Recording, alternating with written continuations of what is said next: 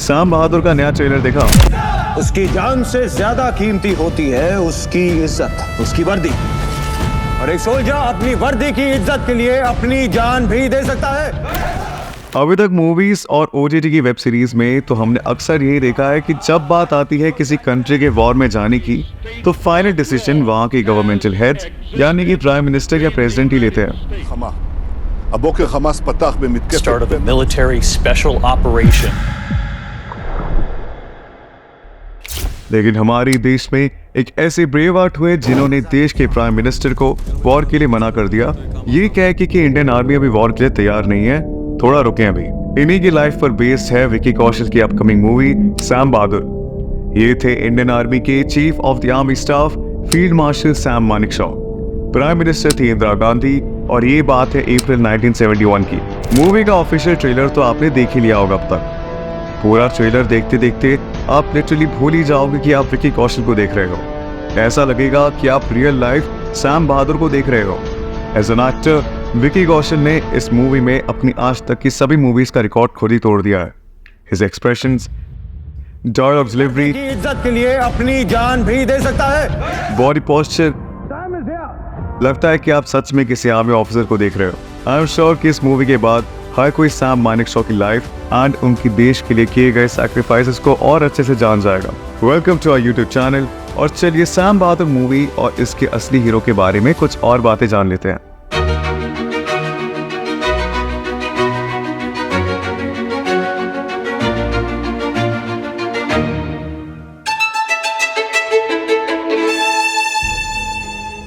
Field marshal Sam Manekshaw, जिन्हें लोग प्यार से सैम बहादुर भी कहते हैं, उनका पूरा नाम था सैम वर्मस चीफ आर्मजी जमशेद मानेकशॉ। 3 अप्रैल 1914 को अमृतसर पंजाब में पैदा हुए सैम अपने पास ही पेरेंट्स के 5th चाइल्ड थे। वे कुल 6 भाई बहन थे। उनके फादर उम्मेद मानेकशॉ जो कि एक डॉक्टर थे और उनकी माँ का नाम था हिला। अपनी प्राइमरी स्कूलिंग अमृतसर में करने के बाद सैम आगे की पढ़ाई के लिए नैनीताल के शेरवुड कॉलेज चले गए। सैम जाना तो चाहते थे लंदन मेडिकल की पढ़ाई के लिए, बट उनके फादर ने मना कर दिया। बर्बाद मत कीजिए। नाराज होकर वो लौट आए अमृतसर और ज्वाइन कर लिया हिंदू कॉलेज। उसी टाइम के आसपास Indian military academy college setup हुआ और उसमें एडमिशन की नोटिफिकेशन इशू हुई। पापा से नाराज होते ही सैम ने भी भर दिया फॉर्म, एग्जाम दिया और बन गए सबसे पहले सेलेक्ट होने वाले 15 कैडेट्स में से एक। इन कैडेट्स को द पायनियर्स बुलाते हैं। 1939 में ही मैरिड सीलो बोडे और उनकी 2 बेटियां हुई, शेरी और माया। सैम बहादुर मूवी में उनकी वाइफ का किरदार साना मल्होत्रा प्ले कर रही हैं, जिसने दंगल मूवी में बबीता फोगट का पार्ट प्ले किया था। इस मूवी में इंदिरा गांधी का पार्ट प्ले कर रही हैं फातिमा सना शेख। सना ने दंगल मूवी में फेमस रेसलर गीता का पार्ट प्ले किया था। दोनों दंगल गर्ल्स फिर से एक ही मूवी में दिखेंगी। जवाहरलाल नेहरू बने हैं नीरज का भी, वो इस well known theatre and movie actor. तो बहुत ही जबरदस्त स्टार कास्ट है सैम बहादुर की। चलो अब बताता हूँ देश के one of the most respected soldiers में गिने जाने वाले सैम की मिलिट्री लाइफ के बारे में। उस समय की स्टैंडर्ड प्रैक्टिस थी कि हर न्यू कमीशन्ड इंडियन ऑफिसर को पहले किसी ब्रिटिश रेजिमेंट के साथ अटैच किया जाता था। तो सैम मानेकशॉ को रॉयल स्कॉट्स के 2nd बटालियन के साथ अटैच कर दिया गया और वो स्टेशन हुए लाहौर में। इसके बाद उनकी पोस्टिंग हुई 4th battalion 12th frontier force regiment के साथ बर्मा में। 1938 में वो अपनी कंपनी के क्वार्टर मास्टर अपॉइंट हो गए। उनकी पेरेंटल लैंग्वेज थी गुजराती। उसके साथ साथ मानेकशॉ पंजाबी, उर्दू, हिंदी और इंग्लिश में भी फ्लुएंट थे और अक्टूबर 1938 तक वो पश्तो में भी प्रोफिशिएंट हो गए। 2nd वर्ल्ड वॉर में क्वालिफाइड सोल्जर्स की कमी थी तो मानेकशॉ को टेम्पररीली कैप्टन का रैंक दे दिया गया। वर्ल्ड वॉर 2 में ही उन्हें मिलिट्री क्रॉस फॉर गैलेंट्री भी दिया गया।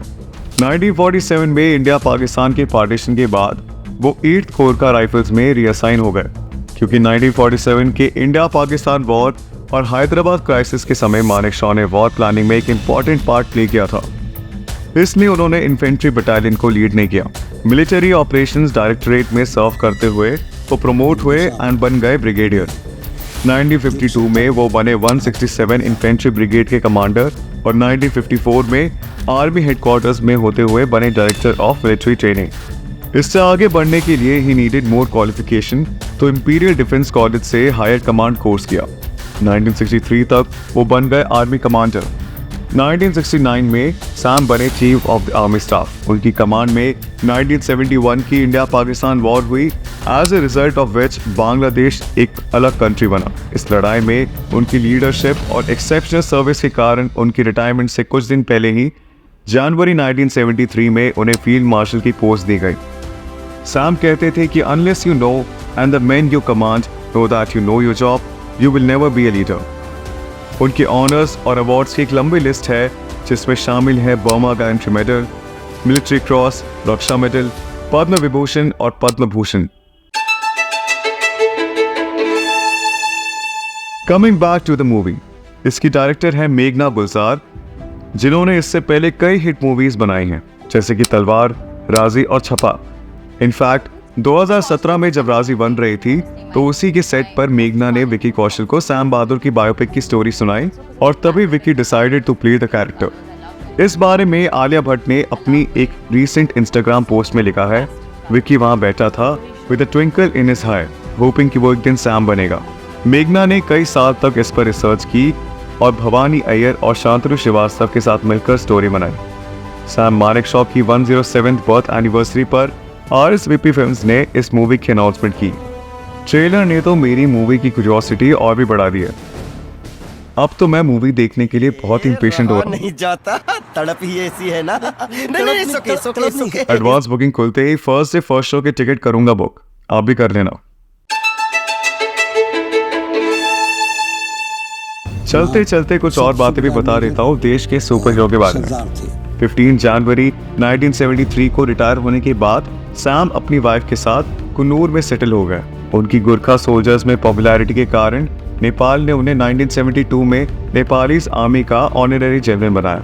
1977 में नेपाल के king Birendra bestowed knighthood on Sam. उनकी एक पॉपुलर कोट है कि if a man says he is not afraid of dying, he is either lying or is a Gurkha. वो कई कंपनीज के बोर्ड ऑफ डायरेक्टर्स पर भी रहे। मीडिया में लिखा गया कि रिटायरमेंट के टाइम उनकी कुछ ड्यूज विथहेल्ड कर लिए थे गवर्नमेंट ने, पर फिर ये कहा गया कि ऐसा कुछ नहीं था, क्योंकि फील्ड मार्शल कभी रिटायर नहीं होते। तो उनकी फुल पे और बेनिफिट्स जो भी ड्यू थे प्रेसिडेंट APJ अब्दुल कलाम की इंटरवेंशन से उन्हें रिलीज किया गया। आपने क्या सुना इस बारे में? क्या सच में उनके रिटायरमेंट बेनिफिट्स विथहेल्ड हुए या फिर बाद में कवर अप करने की कोशिश की गई? Do comment.